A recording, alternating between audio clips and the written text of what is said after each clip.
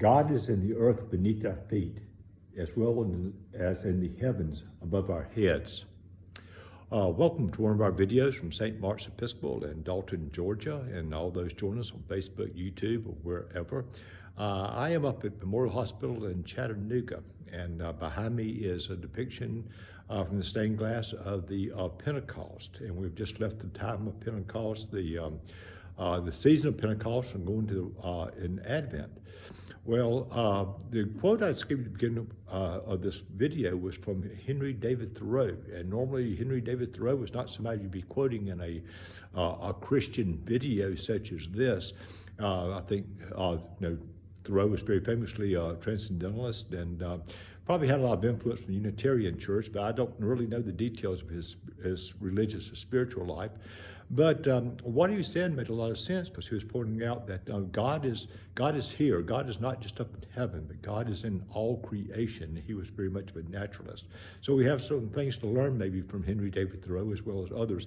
And that quote is actually on the wall at the Chattanooga airport. It's strangely to get inspiration from a saying on the wall of the airport, but so be it. God is everywhere.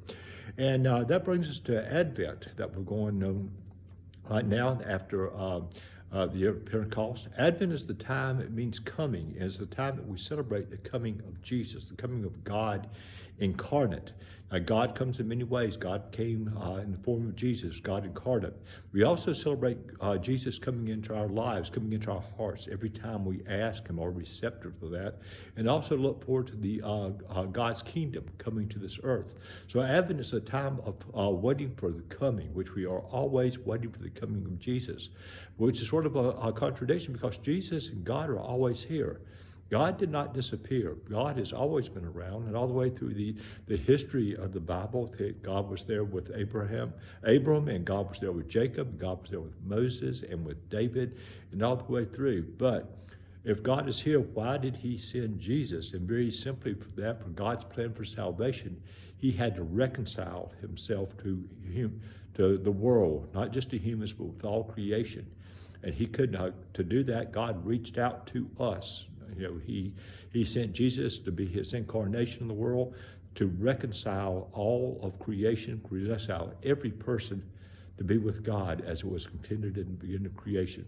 So this Advent season, let us celebrate the coming of God. Let us recognize that God is all around us, but also celebrate His coming and the coming of His kingdom. And for that we say, thanks be to God.